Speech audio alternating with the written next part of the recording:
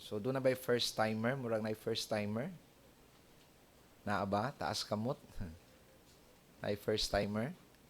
Wala? Okay, so ang ato ang paghisgutan karon mga igsuon kabahin gihapon sa ato ang theme for this year, going deeper, and we'll be focusing on our spiritual maturity.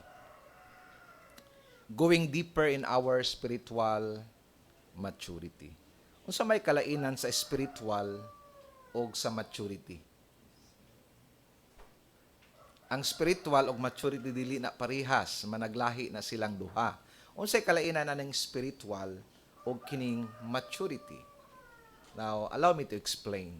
Being spiritual doesn't mean that you are immature spiritual. So, pag sinabing spiritual, it is someone who have received Christ, no? Katuning tao nga midawat na kang Kristo sa iyang kasing-kasing, gitawag na nato siya espirituhano ng binuhat. Kaya nga naman, tagaan na siya spiritual heart sa Ginoo. But it doesn't mean nga matured na siya. Okay? Ang matured, it is someone who belongs in Christ, pero doon ay gitawag natong desire, doon ay gitawag natong discipline, seeking, kanabitang tinguha nga mutubo diha kang Kristo. Okay, so muna ang atong hisgutan karong buntag, going deeper in our spiritual maturity. I choose this topic intentionally because for me this is very important. Why? Tungod kay kini nga topic, it involves everyone.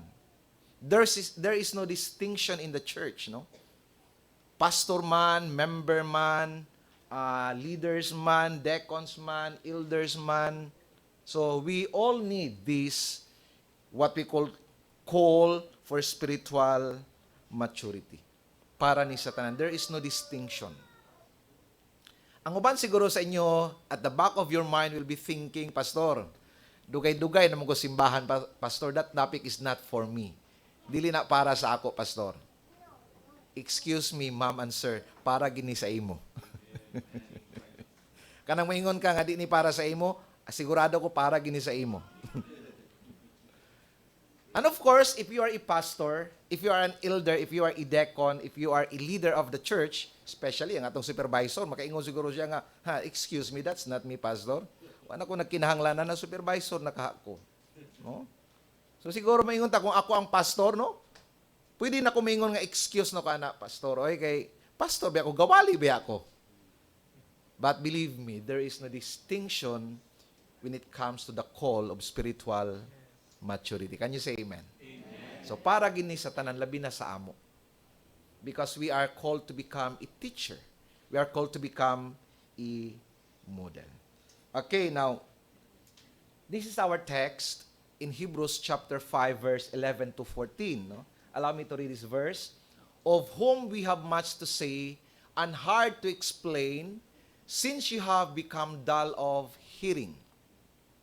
For though by this time you ought to be teachers, you need someone to teach you again the first principles of the oracles of God, and you have come to need milk and not solid food.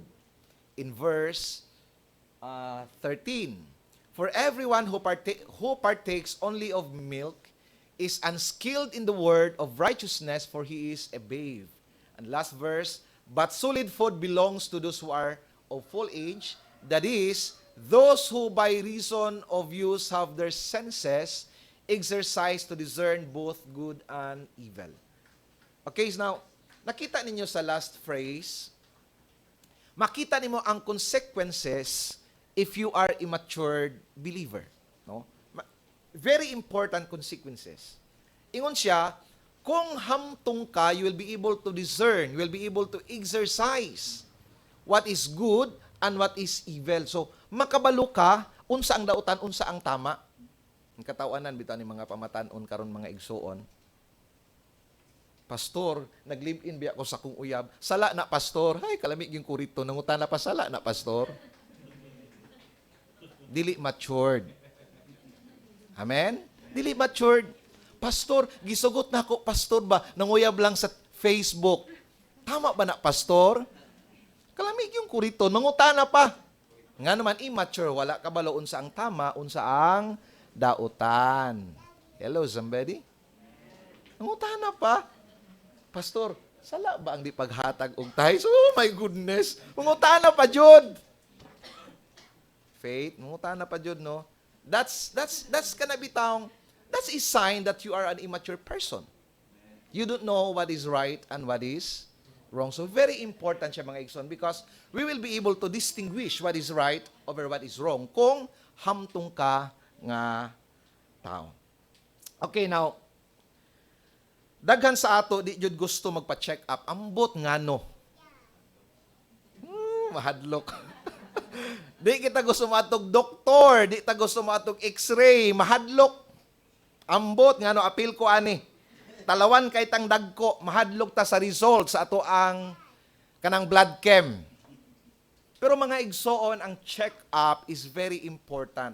Ang x-ray is very important. Ngano man, be ready to accept what is the revelation of that check-up. Kung unsa man ang gipadayag dito sa imong check-up, be ready to accept it with humility and pray. Kung taas ang imong sugar, praise the Lord. Wa tay laing mahimo ampo sa Ginoo. Kung taas ang imong kolesterol, ampo sa Ginoo. Ang uban kay di man magpa-check up, magsamutag sakitan na pastor dili oy. Importante ang magpa-check up. Once in a while, no? Gani ang recommended sa mga physician, it's 1 every 6 months, tama ba? Or once every 4 months, 3 months ba? Labi na katong na mga maintenance. So, kanabitang kining gitawag natog spiritual check-up, no? Spiritual check-up. This is not just to evaluate us, but this is to save us. I will repeat that one. Ang kanang pagpa-check up nato, kanang every time we come to church, no? Atong gialaw ang Holy Spirit nga maghatag og x-ray sa ato ang spirituality. Allowing Him to check us, to examine us. Not just to evaluate us, but to save us from ourselves. Kana bitang makabalo kita nga, Lord, what is my score in my spiritual journey? Asa na ko Ginoo sa akong spirituality? Very important. Mga igsoon, immaturity is dangerous. Ingay mong tapading na siya, it's dangerous. Hadlok ka ng dili mutubo. Let me rephrase that one. Spiritual immaturity is costly. You cannot afford to pay such high price. Inana ka kanang critical, inana ka crucial ang immaturity. Delikado kaayo. Very expensive ang consequences sa immaturity. Are you ready for this? Want to have some example? Okay. Immature relationship will cost you probably premarital sex or untimely pregnancy. Oh, Lord have mercy. Kanang relasyon nga dili paangayan nga relasyon, kana bitawng pinugos nga relasyon, kanang ahat nga relasyon, kana bitawng dili bitaw sibo sa kabubuton sa Ginoo, dili sibo sa programa sa Ginoo, dili sibo sa timing sa Ginoo, it will cost you such a high price. And that might be premarital sex or early pregnancy. Then you will be asking, Pastor, sala ba ni Pastor? Sala, of course. One more? Okay, more. Immatured marriages will cost you divorce and unhappy marriage. Kanang kaminyoon nga dili pa sakto sa edad, kanang kaminyoon nga dili kanang subay sa timing sa Ginoo, it will cost you unhappy marriage or divorce or annulment. Why? It's not yet time. Immatured pa, gipugos. One more. One more. Asa man yung energy? One more. Ordain a pastor. An immature pastor and he will destroy the ministry. Oh, Lord have mercy. Nya atong mga kasimbahanan karon pataka-takalag panudlo kinsa ilang gustong pastor. We want him, we want her. I want him. Ordain an immature pastor and he will destroy the church. Oh. Ang pagpili sa alagad sa Ginoo dili basta-basta, niludhan, inampuan, gifastingan. This is the crucial, the critical part of the seminaries. 1 month pa lang nag-graduate sa seminary, host pastor na. Oh, Lord have mercy. Tama, mali. Di ko mingog tama, di ko mingog mali, pero dangerous. Hadlok. You don't know. You don't know. That's hadlok. Usa pa ng kaburan na Kristohanon, gipawali na. Oh, Lord have mercy. Sounds familiar? Sounds familiar? Daghan. Wala pa na ready, dili pa nam untimely, immature pa, dili pa angayan. There's a verse in the Bible in Ecclesiastes chapter 3, verse 1 to 5, katong and every time there is a season. Dunay panahon ang tanan. Ayaw dali-dali. There is always a time and a proper time. Dunay tamang panahon sa pagpanguyab. Dunay tamang panahon sa pagsugot. It doesn't mean nga, kung nanguyab siya, sugto na dahil nimo. Dunay saktong panahon sa pagsugot, doon po'y saktong panahon sa pagpanguyab. Dunay saktong panahon sa pagpropose, doon po'y saktong panahon sa pagpakasal. Inampuan. Dili lang kay, kutob na lang, 2007, ampuan. Amen. Okay, so the point is, too much is at stake in spiritual immaturity. You cannot afford to pay such a high price. Delikado kayo mga igsoon. Okay ni, this is the forgotten reality of spiritual maturity. The forgotten reality of spiritual maturity. Spiritual maturity is an impossible journey without spiritual community. Again, spiritual maturity is an impossible. Everybody say impossible. Say it one more time, impossible. Say it the last time, impossible. Shout it out, impossible. Yan. Energy. Impossible, imposible mutubo kung wala kay komunidad. What is our community? It's the church. Some of you might be thinking, Pastor, nitubo man ko, Pastor, bisag walay nag-disciple sa ako. That's pride. Pastor, nitubo man ko, Pastor, bisag wa ko'y simba-simba. That's pride. Dili na tinuod, garbo na nimo. Mitubo ka kay daghang mga Kristohano naka-impluwensya sa espirituhanong kinabuhi nimo. Can you say amen? Like me, di na lang kumulayo. Like me. Nag-graduate ko sa Keith Williams Bible College. Gitudluan may magwali dito. Pero it doesn't mean nga akong wali, akong style sa pagwali, nakuha lang na ako sa Keith Williams Bible College. My preaching is influenced by a lot of preachers and teachers. Can you say amen?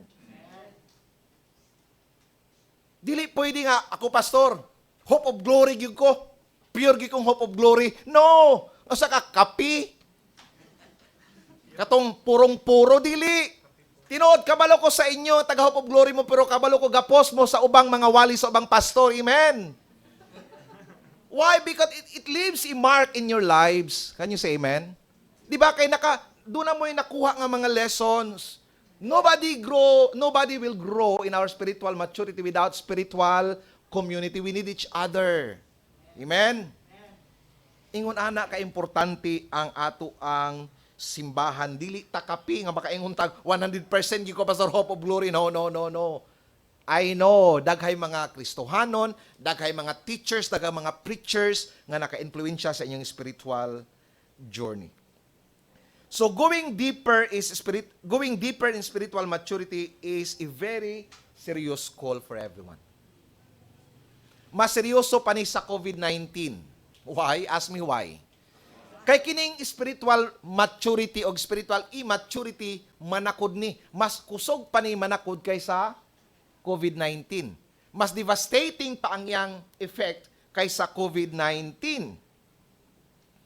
Mao na mga igsuon, matured leaders will produce matured members. Matured leadership, matured membership. Immature leadership, immature membership. Amen. Muna ako, okay na lang kung anang gamay lang ang akong staff, ang akong workers, ang naa din sa atubangan, basta mga matured. Why? Because if they will disciple someone, ang ilang idisipulo sama nila mga matured. Hello, somebody? So you will produce of the same. Kaya mo na mga igsuon, iampo ninyo ang inyong mga pastor. Iampo mi ninyo. Kaya nga naman, mananakod mi. Kung immatured mi, immatured ang membro. There's no such thing nga kanang gitawag na to collective immaturity. It's always collaborative immaturity. Makadamay ta sa uban. Labi na gid sa amo nga mga host pastor. Iampo mi ninyo kanunay nga padayon ang among lakaw ngadto sa pagkahamtong kang Kristo. Kay ngano man, basig matakdan mo na mo. At least kung manakod mi dito sa pagkahamtong. Amen? Palakpakan nato ang Ginoo.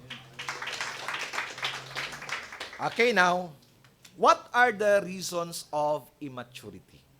So, ang reasons ang atong tan-awon karong buntag based on this passage that we have read, no? Okay, so what are the reasons of this spiritual immaturity? Okay, number one reason is kanang gitawag na to spiritual status quo.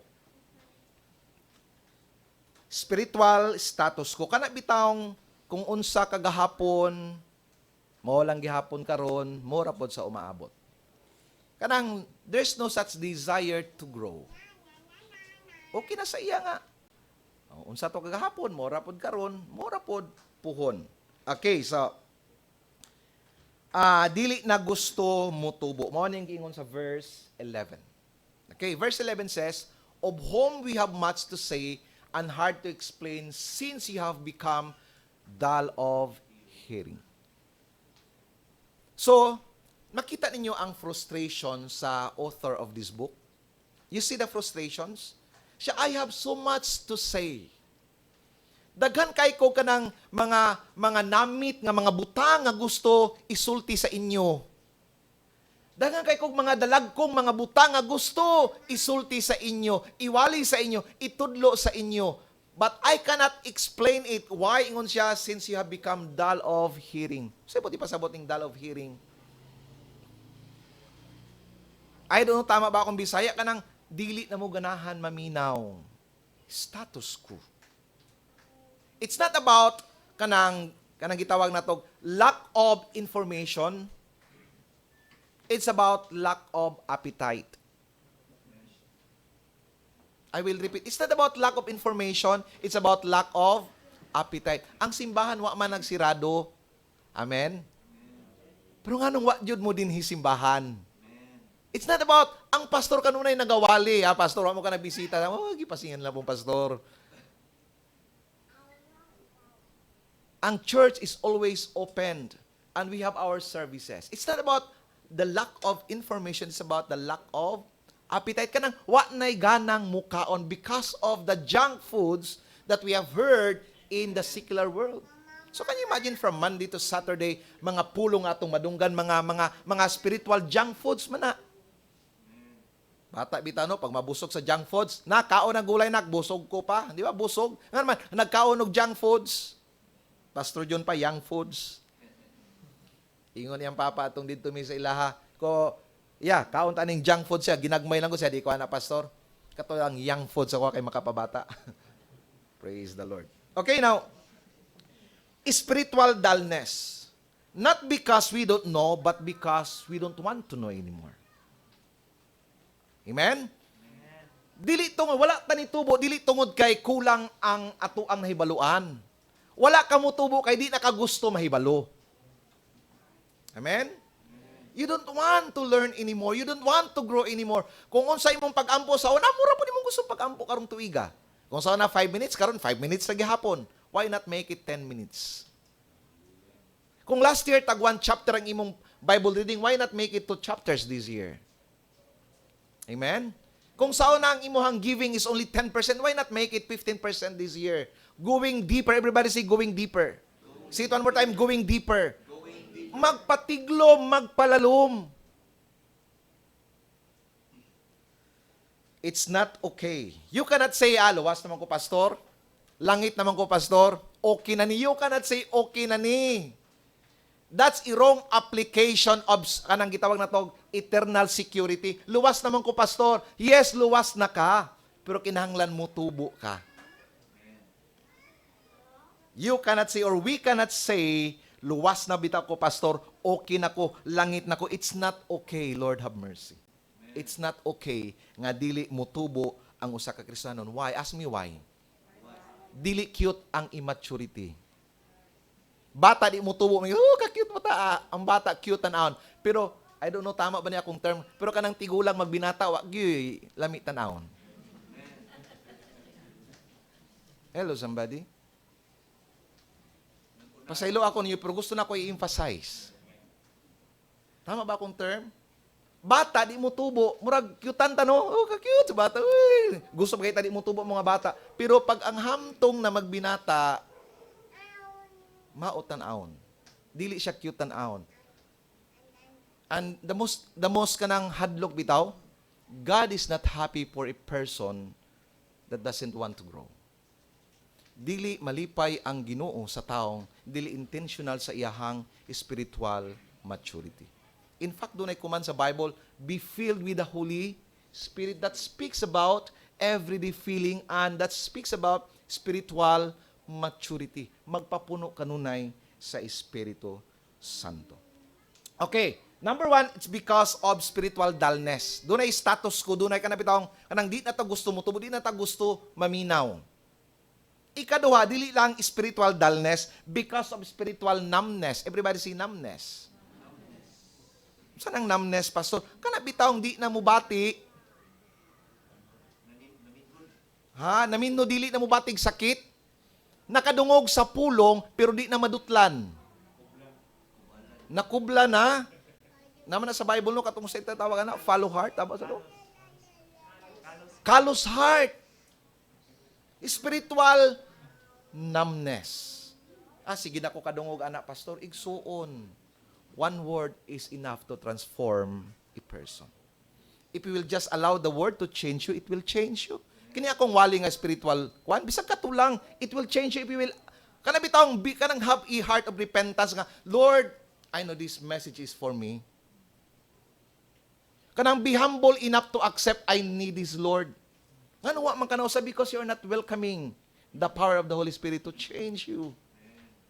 Doon ay gitawag na spiritual numbness. Dili na mubati.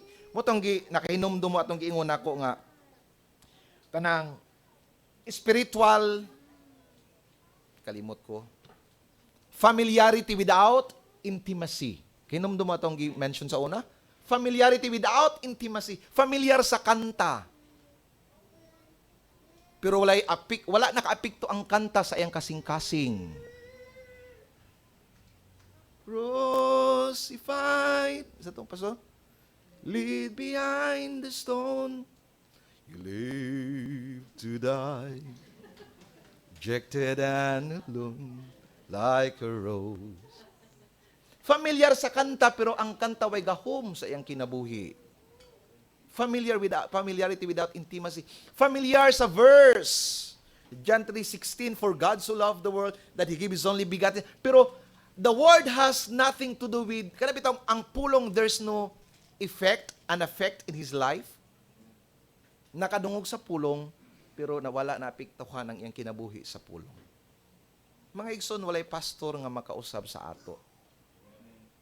Walay simbahan makausab sa ato. It's only the word of the Lord. But, you have to admit it, you have to accept it. Pareha ka na magpa-check up ka. Kung taas ang imuhang high blood, kung taas ang imong high blood, then accept it. That's the first step to healing. Acceptance. Dawata. Kaya kung ka nga di ko high blood ka. That's the first step to healing. Acceptance. High blood ka. Kasi buhato ni mo. Adjustment sa lifestyle. Kung kinanglam inom tambal, inom og tambal. Then, usab sa lifestyle para mubaba ang imuhang low blood. Tama ba? Accept. Accept, Lord. Kabalo ko, Lord. I'm not been faithful for last year sa akong church attendance.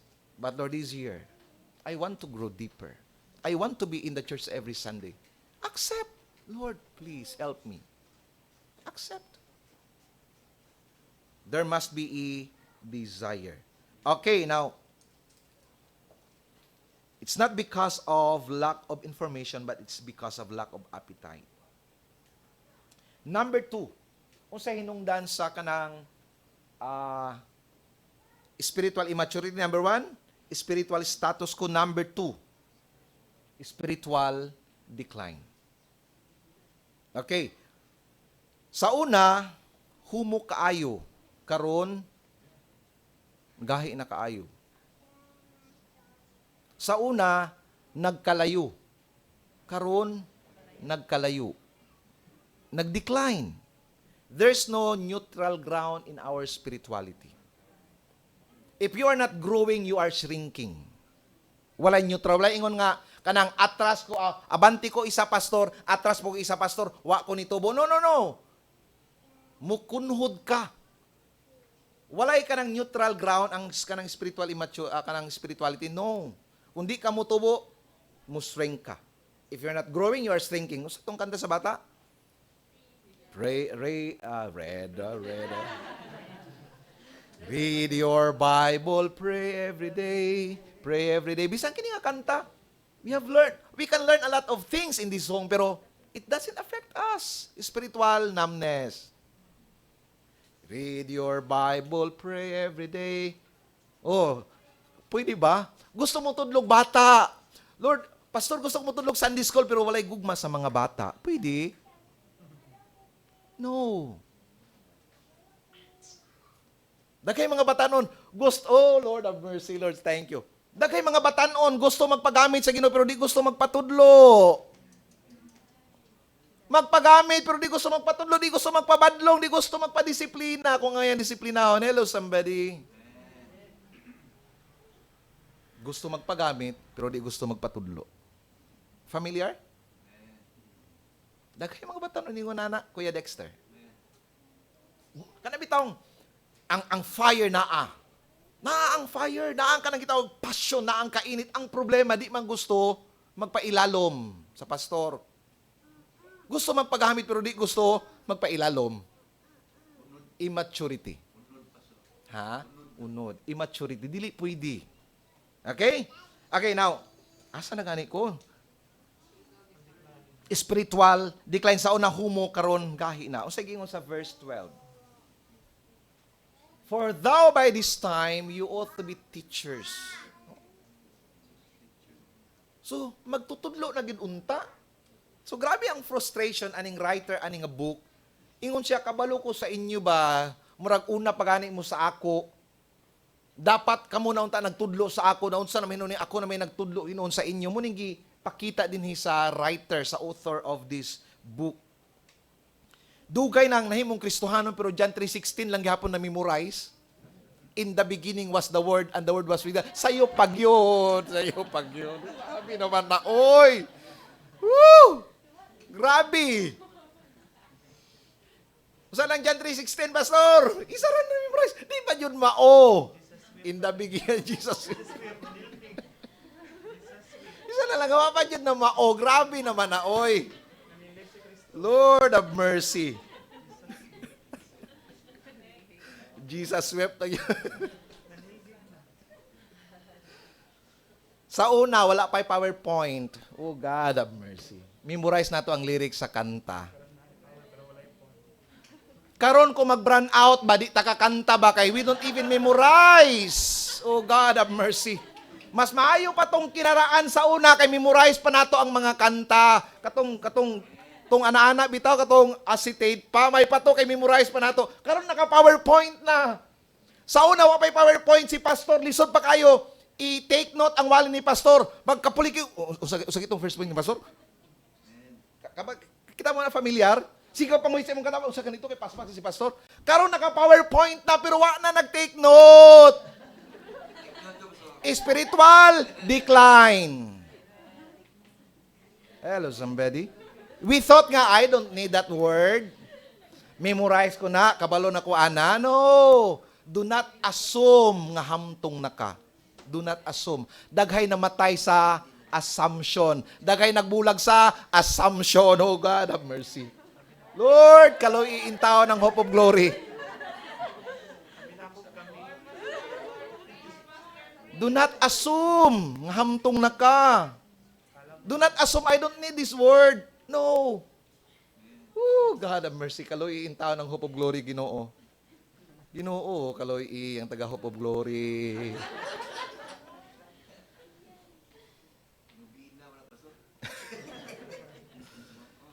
Amen? There is a time in spiritual maturity. Okay? Maturity is urgent, but please understand, maturity is not about, based on nga verse, maturity is not longevity. Okay? Longevity has nothing to do with maturity. Dilibot ipasabot nga dugay na ta nangalagad sa Ginoo, automatic na hamtong na ta sa Ginoo. It will not work that way. Dilibot ipasabot nga musisya na ta for how many years dong hamtong na tano. And that is why we will not assume. Always welcome the word, God, today, change me. Help me to grow. Help me to become a better person. No?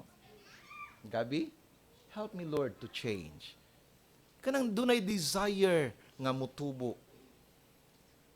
Sa una, pastor, kay pagsugoon ko ni mama maghugas og plato, kay magbagulbol ko. Karon di na ako magbagulbol, suko na lang. At least nitubo. Nitubo. Sa una, bagulbol man. Karon wala bagulbol, suko na lang. At least nitubo. There is growth. Okay? Okay, now, longevity has nothing to do with maturity. So, bot ipasabot ani, nga wagi kalabutan ang atuang pangidaron sa spiritual maturity. Walay kalabutan ang kadugayon sa atong pagkahamtong. So, dili bot ipasabot nga nauna ta, mas mature ta mo ni sakit nga kamatuuran. But I have to say it. Sakit nga kamatuuran. Daghay mga nauna nga mas hamtong, daghay mga naulahi nga mas hamtong pa kaysa nauna. Munang sakit nga kamatuoran, pero that's the reality na sa Bible. Daghay na una, nga naulahi, daghay na ulahi nga nauna. Why? This is the principles. If there is life, there's always growth. Okay? Nganong ina naman, pastor, nga nganong daghay may naguna nga naulahi, daghay na ulahi naguna. This is the basic principle. If there is spiritual life, there's always spiritual growth.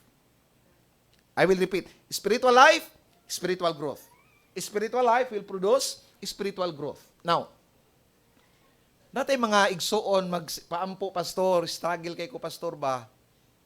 Ampuy in taon ko, pastor, nga kanang mutubo ko, pastor.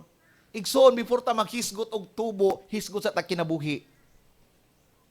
It's impossible to grow without life. Spiritual growth is impossible without spiritual life. So, kinahanglan ang kinabuhi. So, dili pwede i-bypass ang kinabuhi sa pagtubo. Dito sa ulas, na i-bypass road, pero sa spirituality, pwede i-bypass. Kinahanglan matawag yung ka, mahimugso yung ka, aya ka mutubo. So, when there is life, growth is normal. Everybody say normal. See it one more time, normal. But growth varies in degree. Munang lahi-lahi ang atoang maturity. Nga naman, lahi-lahi ang level sa atong pagtubo. Muna ingon ako sa una, naiuban nga, abanti isa, atras tunga. Masipet man yun ta. Napoy uban, abanti lima, atras isa. So, paspas kayang tubo. Napoy uban nga, atras isa, abanti isa, atras duha. Nag-shrink gid siya.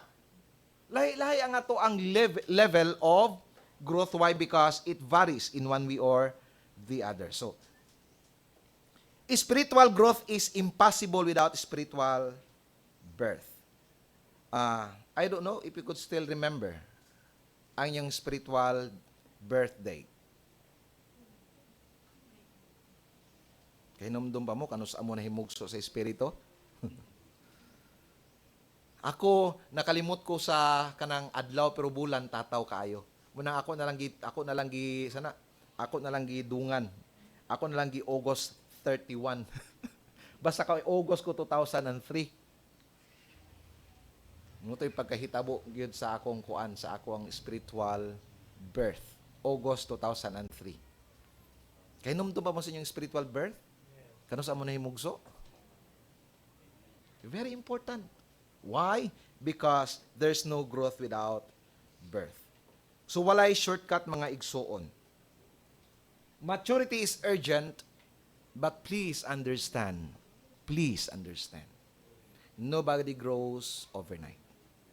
It's a very long process. It's urgent. Kasabot ko nga, gikinahanglan ang pagtubo, pero atong hinumduman nga walay mutubo sa usalang kagabi.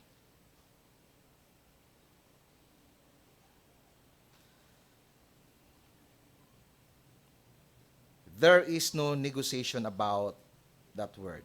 It's a process.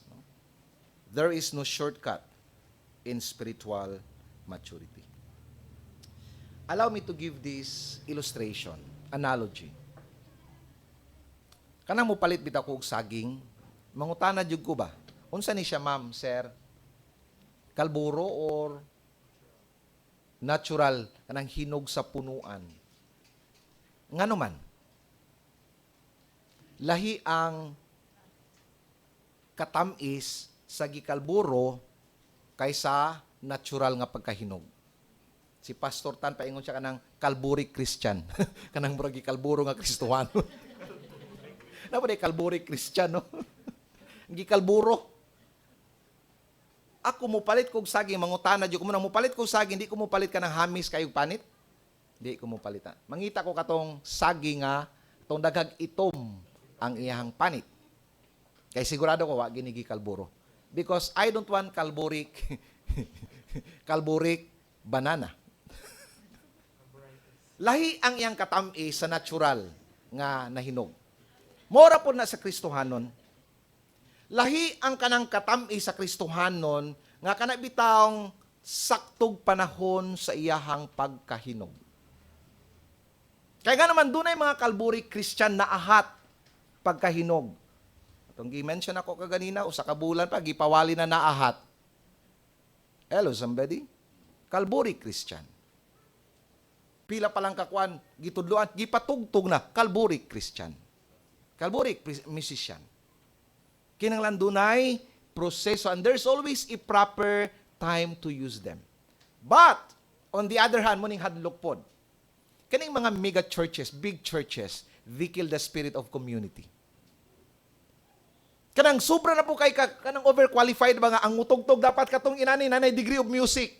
They kill spiritual kanang community. Nakisa may mga tugtog nga mag-eskwela makag music, magnuta ka.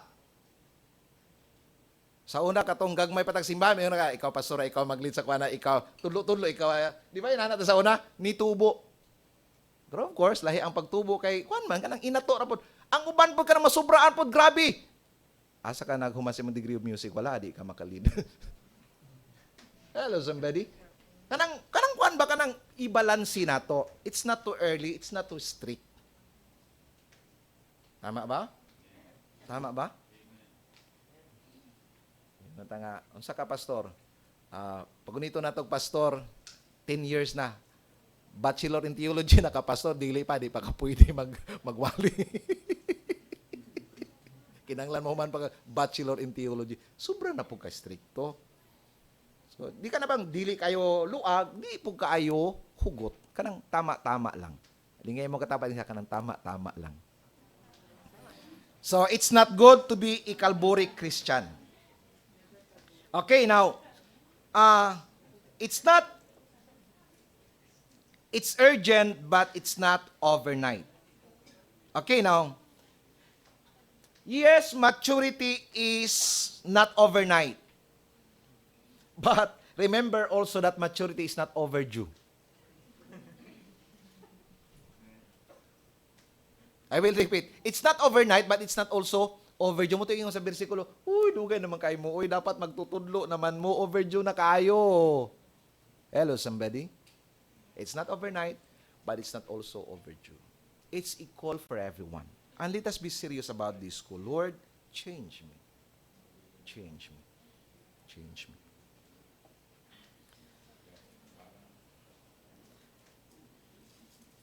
Ang spiritual maturity, mga igsoon, mura nagsalida.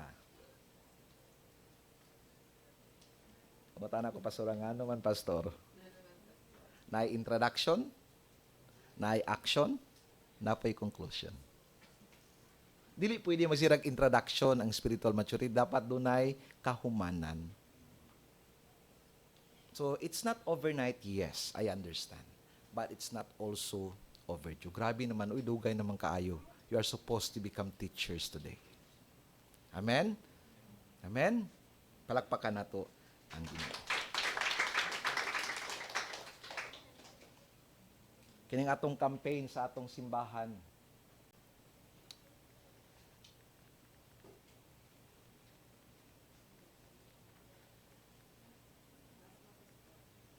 Last na gani, gusto na ko ibalik.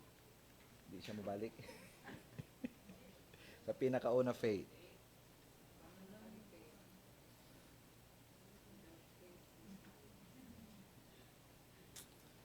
We have this campaign to build God His house. It has been our desire for many, many years. Kabalo ko nga daghay mga pastors nga niagi dinhi sa simbahan nga naninguha gyud nga makapatukod og church, building kini nga church. Nagisgot-hisgot tani ato ang meeting mga leaders, no. Pastor, kulang pa man ang atong kwarta. 300,000 pa, and what we need is 5 million pesos.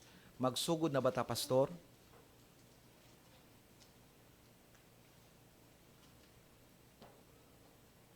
And I like the heart of the leaders. Ingon sila, sige lang pastor, bisag kulang pa. Sugod ta. Ampo ta. Isalig na to ang tanan sa Ginoo. Para sa ako, that's spiritual maturity. Sige pastor, magtugod ta og church, magsolisita. That's not spiritual maturity. Dili ta magsolicit.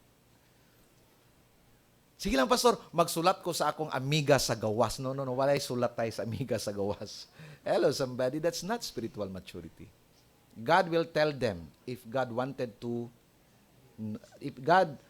that they will know our project. Amen? Amen? Ang Ginoo magpahibalo sa ila. Kung gusto ang Ginoo mahimo silang kabahin sa atong programa. Unsa ang pinaka-mature nga buhaton nato? Pastor, ampo ta sa Ginoo, pastor. Lord, use us.